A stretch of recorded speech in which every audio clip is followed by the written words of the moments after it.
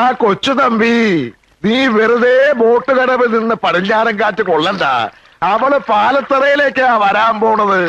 നീ വീട്ടിലേക്ക് പോടാ. പോടാ പാലുണ്ണി, അവള് മാടശ്ശേരിയിലേക്കാ വരാൻ പോണത്. അവളെ നോക്കിയാ നിക്കണെങ്കിലേ നീ വെറുതെ നിന്ന് വളിക്കത്തേ ഉള്ളൂ. പാലുണ്ണി വളിച്ച മോരുണ്ണി എന്ന് കേട്ടിട്ടുണ്ടോ? ചിരിക്കട്ടെ. മതി. എടാ കൊച്ചു തമ്പി, എനിക്ക് നീ വെറും കൊച്ചു തുമ്പിയ. നിന്റെ ബാലിൽ ഞാൻ നൂല് ചുറ്റി കല്ലെടുപ്പിക്കൂടാ.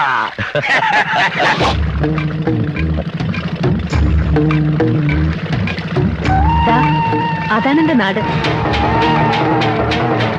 ആ നിൽക്കുന്നതാണ് എന്റെ അമ്മ വീട്ടുകാർ, പാലത്തറ. മറ്റേത് അച്ഛന്റെ വീട്ടുകാരും, മാടശ്ശേരി. ഞാൻ പറഞ്ഞിട്ടില്ലേ? ഹായ്, അപ്പൊ നല്ല പുകിലാണല്ലോ. വരുന്നുണ്ട് ചേട്ടാ. പതുക്കെ വന്നാ മതി. ആദ്യം ഞാൻ ഇറങ്ങും.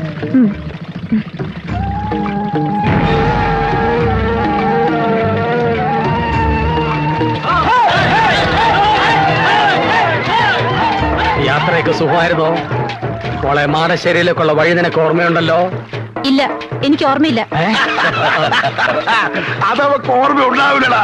മോളെ, പാലത്തറയിലേക്കുള്ള വഴി നീ പറഞ്ഞിട്ടില്ലല്ലോ, അത് മതി. മറന്നു, ആ വഴി ഞാൻ മറന്നു. പിന്നെ നീ എങ്ങോട്ടാടി വന്നത്? മാളികപ്പുര എന്നൊന്നുണ്ടല്ലോ, അത് നിങ്ങളൊക്കെ മറന്നെങ്കിലും ഞാൻ മറന്നിട്ടില്ല. അങ്ങോട്ടേക്ക്. ഞങ്ങളത് സമ്മതിക്കില്ല. പാലത്തറയില് നിന്നെ എല്ലാരും കാത്തിരിക്കുക. വാ മോളെ, നമുക്ക് അങ്ങോട്ട് പോവാം. പോടാ എറാം മോളി. അങ്ങനെയുള്ള വരികയാണെങ്കിൽ മാടശ്ശേരിയിലേക്കായിരിക്കും വരിക. ഇത് പഠിച്ചു പറ്റി. അവിടെ ചെന്നിട്ട് ഫുഡ് കഴിഞ്ഞിട്ട് തിന്നാം. ആപ്പിളൊന്നും കിട്ടിയില്ലേ? ഉണ്ട്, ഇതിനകത്തോട്ടുണ്ട്. നിങ്ങൾ രണ്ട് തടിമിടുക്കുള്ള ആണുങ്ങൾ ഉണ്ടായിട്ട് എന്താ പ്രയോജനം? എന്താ കാര്യം? അത് കണ്ടില്ലേ? എന്ത്? ഒരു പെൺകുട്ടിയായിട്ട് കുറെ പേര് കഷ്ടപ്പെടുത്തുന്നത്. സ്വന്തം വീട്ടിലേക്ക് പോകാൻ പോലും അവളെ സമ്മതിക്കുന്നില്ല. ആരവര്? അവരേതോ നാടകക്കാരാന്നാ തോന്നുന്നു. നാടകക്കാർക്ക് അത്ര ധൈര്യമോ? കണ്ടിട്ട് ചരിത്ര നാടകമാണെന്ന് തോന്നുന്നു. ശരിയാ, വാളും പരിചയം കണ്ടില്ലേ? ഏത് ട്രൂപ്പ് ഇത്? പാലത്തറാന്ന് മാടശ്ശേരി നോക്കിയാ പറയുന്നത്. അപ്പൊ ഏത് മാട്ട ട്രൂപ്പാ? എന്നാ ചോദിച്ചിട്ട് തന്നെ കാര്യം. ചോദിക്കാം.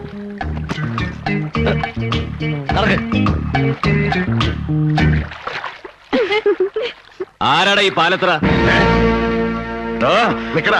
ആരാടാ ഈ മാടശ്ശേരി? മര്യാദയ്ക്ക് അടങ്ങി ഒതുങ്ങിയിരുന്നോണം.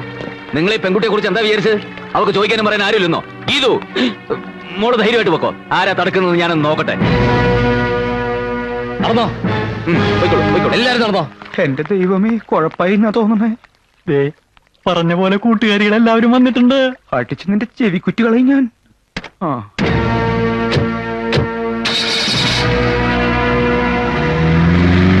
നിങ്ങൾ എന്ത് പണിയായി കാണിച്ചത്? ഞങ്ങളൊന്നും കാണിച്ചില്ലല്ലോ. വേണ്ട, ഒന്നും പറയണ്ട.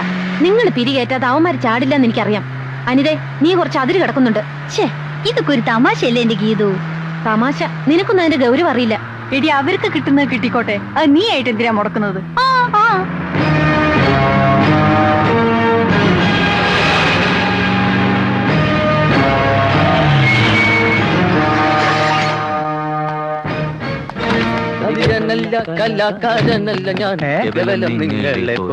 അല്ല, ഇറങ്ങണില്ലേ?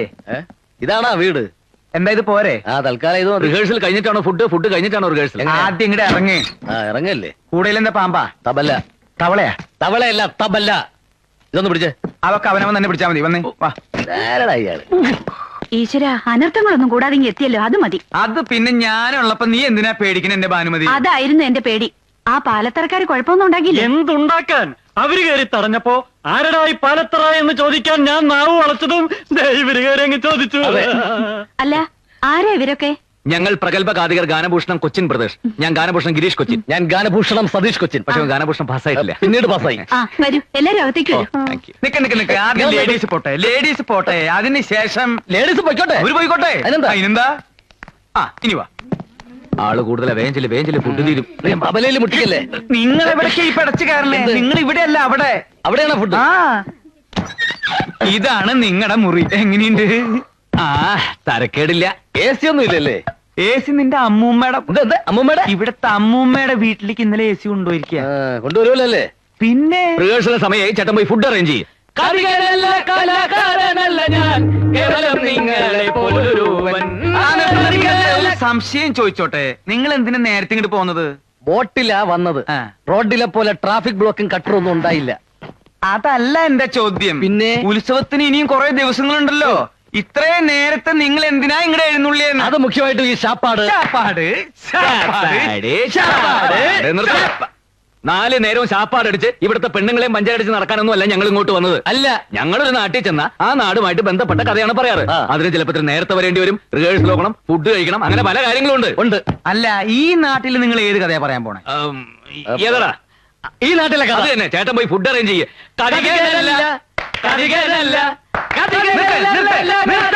കാതികനല്ല, കലാകാരനല്ല, പിന്നെ നിങ്ങൾ ആരാ? പിച്ചക്കാരൻ.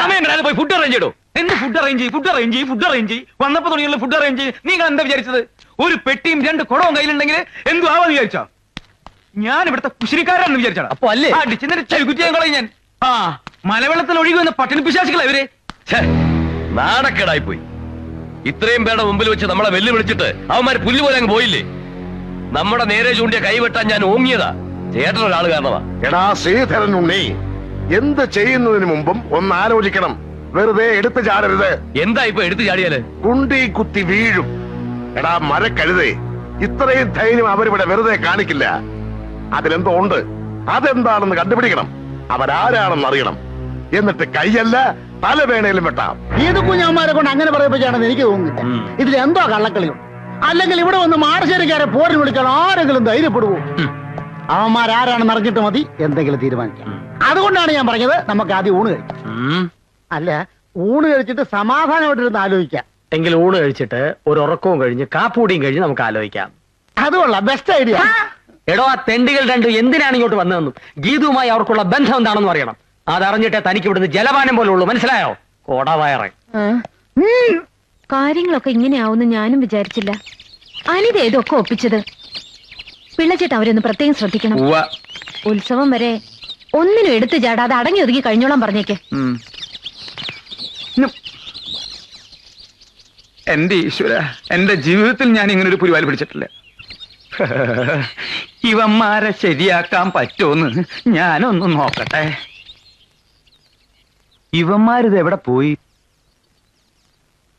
അങ്ങനെയാ.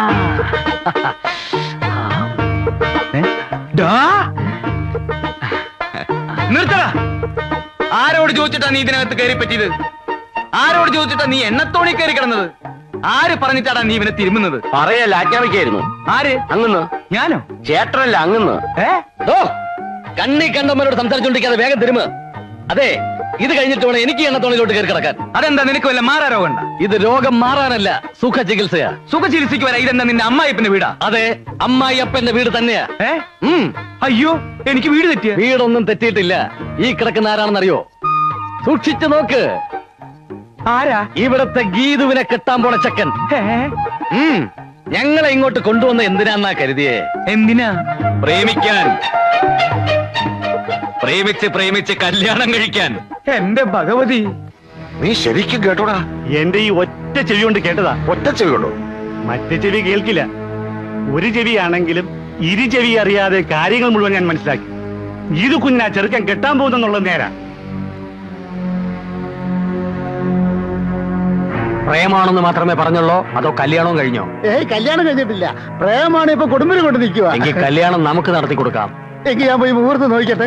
മുഹൂർത്തം നോക്കിച്ചോ. കല്യാണത്തിന്റെ അല്ല, അവന്റെ ശവദാഹത്തിന്റെ. കുഞ്ഞീഷ്ണൻ എന്തൊക്കെയായി പറയുന്നേ? ഒക്കെ ഞാൻ അറിഞ്ഞൂട്ടോ. എന്നോടൊന്നും വിളിക്കണ്ട. ആരാ ഇത് പറഞ്ഞത്? പുതുമണവാളൻ. പുതുമണവാളൻ. അതെ, പിള്ളച്ചേട്ടനോട് പറഞ്ഞത്. ബാനിച്ചേച്ചി പറഞ്ഞു നല്ല ചെറുക്കനാണെന്ന്. സെലക്ഷൻ മോശമായിട്ടില്ല, എനിക്കിഷ്ടായിട്ടോ.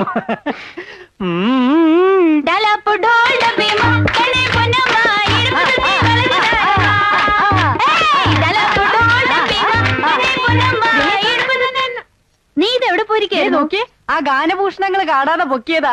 എങ്ങനെയുണ്ട്? ഇത് അവന്മാരെ പോലെയൊന്നല്ല, നല്ല ശ്രുതിയാ. മണ്ണും കട്ട. അവന്മാരെ ഇങ്ങോട്ട് കെട്ടിയെടുക്കേണ്ടത് ഞാൻ അന്നേ പറഞ്ഞതല്ലേ. ഇപ്പൊ അതിലൊരുത്തം വന്നിരിക്കുന്നത് എന്റെ നായരായിട്ടാ. നായരോ? എന്ന് വെച്ചാ എന്തുവാടി? ഹസ്ബൻഡ്. ആരോടും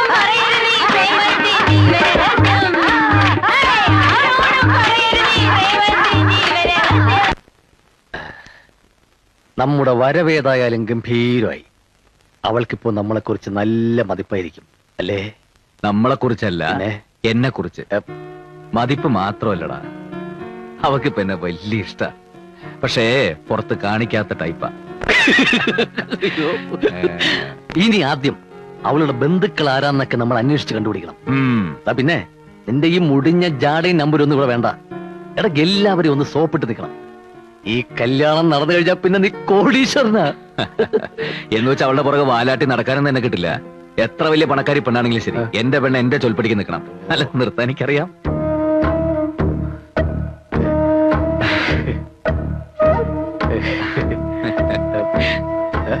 ഗീതു, രാത്രി കാലങ്ങളിൽ ഇങ്ങനെ മഞ്ഞും കൊണ്ട് പുറത്തിറങ്ങി നടക്കരുത് ഞാൻ പറഞ്ഞിട്ടില്ലേ? പോയി കിടന്നുറങ്ങൂ. പോകാൻ. ദേ, ആവശ്യമില്ലാത്ത കാര്യമൊന്നും താൻ അന്വേഷിക്കണ്ട. താനിങ്ങി വന്നേ, ഒരു കാര്യം പറയാനുണ്ട്. കുളമാക്കി കംപ്ലീറ്റ് നശിപ്പിച്ചപ്പോ നിനക്ക് തൃപ്തിയായില്ലേ? എടാ, കല്യാണം കഴിഞ്ഞതിന് ശേഷം നീ എന്ത് വേണോ ആയിക്കോ. അവളുടെ സ്വത്തടിച്ചു മാറ്റുകയോ അതിന്റെ പകരം എനിക്ക് തരികയോ എന്ത് വേണം ചെയ്തോ, ഞാൻ നിന്റെ കൂടെ ഉണ്ടാവും.